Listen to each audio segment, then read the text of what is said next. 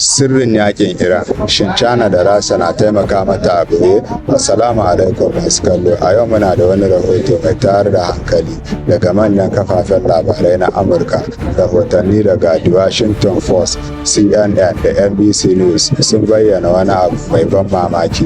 Tambayar da masana tsaro ke yi ita ce, idan United States tana da rundunar soja mafi karfi a duniya, ta yaya makamai masu linzami na Iran suke kai hari da irin wannan daidaiton? Wasu masana suna cewa amsar tana iya kasancewa a sararin samaniya, domin ana zargin cewa Rasha da China na iya taimakawa Iran a boye. Shin wannan gaskiya ne ko kuwa kawai wani sabon salo ne na yakin bayanai a duniya? Ku kasance tare da mu domin jin cikakken bayani.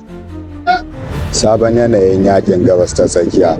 Rikicin gabas ta tsakiya yana ƙara ɗaukar sabon salo a wannan lokacin. A baya yawancin rikice-rikicen a yankin suna kasancewa ne tsakanin ƙasashe ko ƙungiyoyi masu makamai, amma yanzu masana suna ganin cewa rikicin na iya zama babban wasa tsakanin manyan ƙasashen duniya. Rahotanni sun nuna cewa hare-haren makamai masu linzami na Iran a wasu lokutan sun kasance da matsanancin daidaito. Wannan ya sa masana tsaro suke tambaya ta yaya aka samu irin wannan daidaito, domin irin wannan hari yana buƙatar cikakkun bayanai na lokaci guda. Rawar tauraron ɗan adam na Russia. A cewar wasu rahotanni, wani bangare na wannan sirri na iya kasancewa a hannun Russia.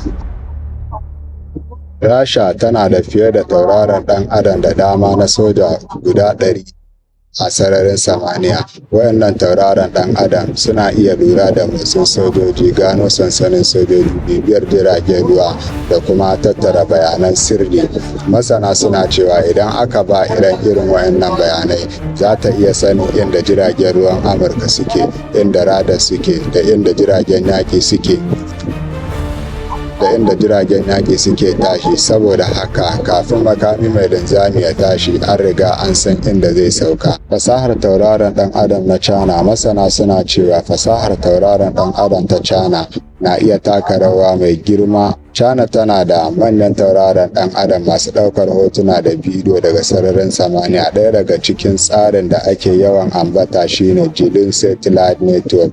Ana iya kwatanta wannan tsarin kamar ɗaruruwan kyamarori a sararin samaniya. Wannan tauraron ɗan adam suna iya lura da motsin jiragen ruwa, tashin jiragen yaƙi, ayyukan sansanonin soja da harkokin sufuri na soja. Sabon tsarin kewayawa na China.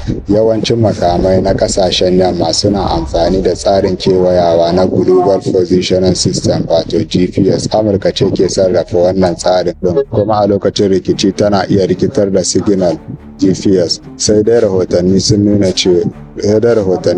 cewa wasu rundunonin Iran suna iya amfani da tsarin kewayawa na China mai suna Beidou Navigation Satellite System. Idan wannan gaskiya ne, makamai na Iran za su iya kaucewa matsalar GPS. Sabon tsarin haɗin gwiwa. Masana suna cewa idan aka haɗa wannan abubuwan tare da Russia na iya ba da bayanai inda za a kai hari. China na iya ba da fasahar tauraron ɗan adam da tsarin kewayawa, Iran kuma ta harba makamai. Wannan na iya zama dalilin da ya sa hare-haren baya-bayan nan suke da daidaito sosai. Duk da haka har yanzu ba a tabbatar da waɗannan rahotanni gaba ɗaya ba. Wasu masana suna cewa ganin wannan na iya zama wani ɓangare na yakin bayanai tsakanin manyan ƙasashen duniya. Amma abu ɗaya a bayyane yake, rikicin gabas ta tsakiya yanzu ya fara janyo hankalin manyan ƙasashen duniya. Kai kuma me kake tunani? Shin wannan rikici na iya rikidewa zuwa babban rikicin duniya? Rubuta ra'ayinka a comment section. Kada a manta a danna like, a yi share da sannan a danna subscribe domin samun rahotanni masu zurfi daga channel ɗin.